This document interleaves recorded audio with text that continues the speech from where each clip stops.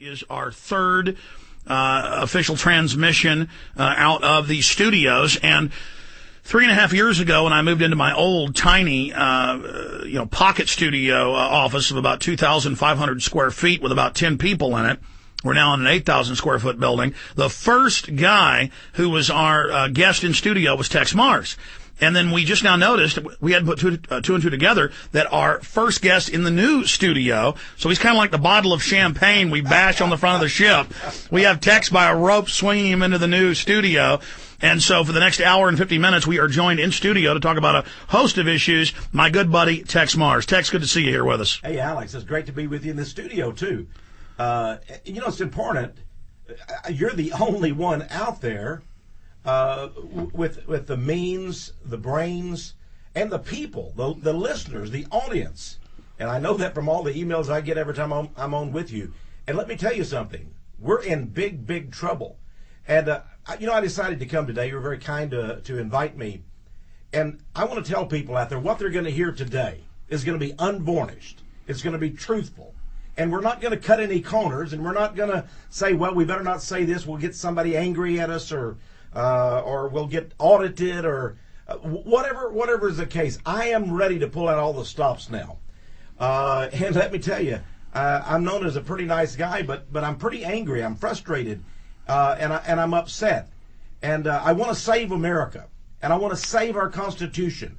And we've got to do something. And if I sound like an angry man, well, I am, but I'm angry because I'm indignant. Well, seeing the destruction of your beloved republic, you were an Air Force officer, patriot, like everybody else, you love this country, and you've been telling people the systematic destruction, and now we see this group of scam artists run by people like Madoff stealing tens of trillions of dollars, and they are saying if we don't like it, they'll just sick the military on us. Well, they are going to sick the military on us. That is their plan. That's why they've got U.S. Army forces now stationed in America that have, they're not just ready, they're not using this as staging grounds, as preparation like we've done for over 200 years, but they're ready to take on the American people now. And they believe there's going to be a significant number of American citizens angry enough to take up arms, just like is happening now in Greece and in some other areas of the world.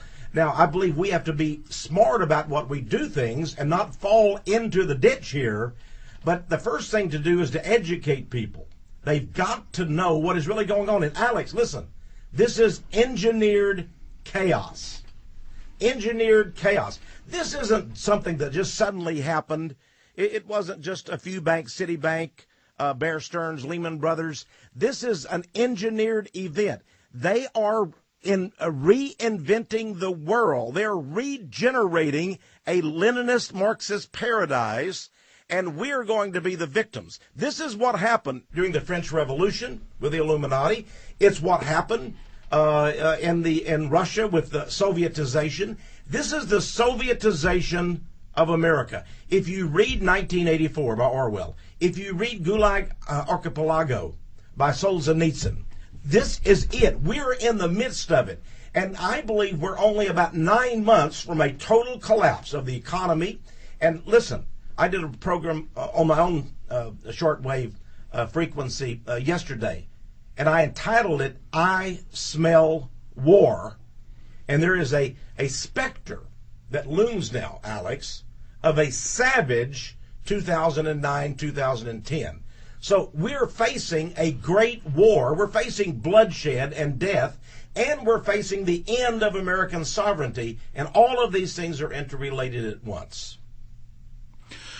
Well, I want to be nuanced about this. People hear us talk about international communist conspiracies, Marxist-Leninist Sovietization, and they think of Russia.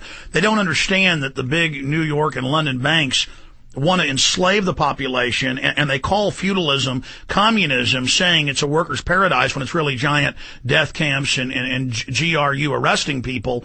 And they don't understand that it was in the New York Times in the 30s, when they thought the public wanted it, that they were going to merge Russia and the United States and bring in this big socialist system run by the central banks. They socialize with medicine and your payment and your labor, so they have full control over you, so there's no private property in the general public's hands, only in the hands of the super elite. So this isn't the classic communist conspiracy. That's why people like McCarthy were useful until he found out, the Army's running communism. The CFR. And then they shut him down. When it was just a communist conspiracy, they liked him because it was being used to destroy the First Amendment and go after Americans and go after the left. But as soon as he found out, wait a minute, banks are funding this, which has now come out was totally true. I mean, it's now mainstream news that Mao was put in 49 by the CIA. Sure, and Warburg and the other Wall Street bankers sent Leon Bronstein, renamed him Trotsky, and sent he and Lenin into Moscow, into Russia in 1917 to lead a revolution.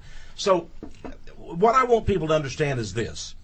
Time magazine just made Barack Obama Man of the Year, or Person of the Year, as they call it now. But there was an interesting statement inside the magazine, in all of their hero worship, calling him almost the new Messiah.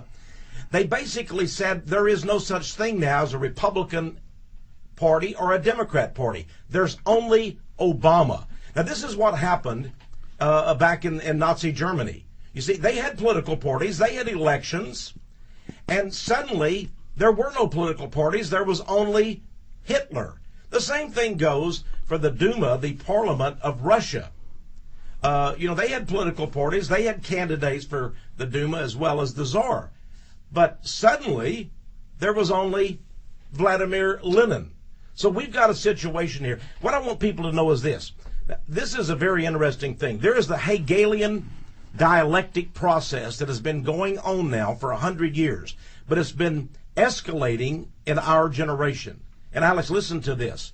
You said this is not classical communism. I was making some notes, and I looked at it, and let me explain something to people. The Illuminati elite, the Wall Street bankers and their friends, they are very flexible. They are pragmatic, and they have experimented for decades, this entire century, on how they can bring this process to its final conclusion. Ordo ab chaos. That's the 33rd degree of Freemasonry. Look at the systems that they're using.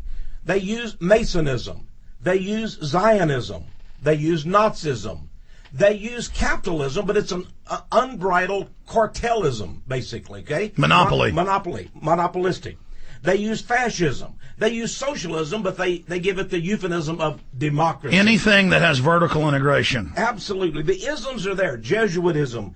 But basically, they have put all of these systems together. Even the classical communism of Lenin, Trotsky, and Marx. They have put all these things in an entirely new form, an entirely new form to create a global new world order. I can only really best frame it and call it neo-fascism. By the way, of course, even conservatism was perverted and turned into neo-conservatism. Well, what they did is before the British Empire created all these fake political terms so they could give us false choices where they controlled like a sock puppet every one of the little apparata or the little mechanisms. Before, it was just liberty versus tyranny. It was property rights and local control and elected councils and grand juries in our common law system. And then it wasn't liberal or conservative. So they came in and created a whole false new vocabulary to confuse the whole issue. Well, they did. Rockefeller, if you look back at Rockefeller, who founded Standard Oil and really had a monopoly in the oil business, back at the beginning of the 20th century, people called him a capitalist. But he was not going to brook any opposition. He didn't want any other oil companies to be formed. He wanted a total monopoly of Standard Oil Company. So what we have here is not capitalism. It's not the opposite. It's not communism. It's some kind of a hydra-headed monster. And I want to just say, let's just call it neo, because it's new. It's an entire new thing, neo-fascism. Now, what they Neo-control freakism. Yeah, neo-control. Neo-dehumanization. There are two things. Technological enslavement grid. That's right. There are two things, though, we have to understand they oppose, that we must be for, because they're the only sane alternative for you and I and all our listeners. All right, Tex, we got a break. Let's come back with those two key things that they oppose right here on the GCN Radio Network. And your phone calls are coming up later in the hour at 1-800-259-9231. This is PrisonPlanet.tv and the GCN Radio Network. My website's Infowars.com. Stay with us.